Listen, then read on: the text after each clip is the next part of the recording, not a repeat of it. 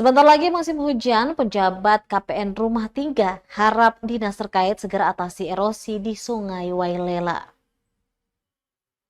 Erosi tebing Sungai Wailela, negeri Rumah 3 semakin mengkhawatirkan. Pemerintah negeri pun minta dinas terkait segera bertindak. Pantauan tribunambon.com pukul 15.30 waktu Indonesia Timur terdapat 2 titik lokasi. Titik pertama berada di Kompleks Wailela Atas dan titik kedua di Kompleks Kampung Kedang-Kedang, negeri Rumah 3.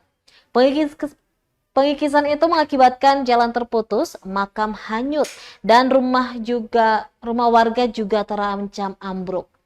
Penjabat Kepala Pemerintah Negeri Rumah 3, Ridwan Para, mengatakan pengikisan ini sudah terjadi sejak 2022 yang diakibatkan oleh derasnya aliran sungai. Sejumlah upaya antisipasi hingga penanganan darurat juga dilakukan, namun itu tidak bertahan lama menyusul curah hujan tinggi. Menurutnya kondisi akan semakin parah jika tidak segera ditangani mengingat tidak lama lagi masuk musim penghujan.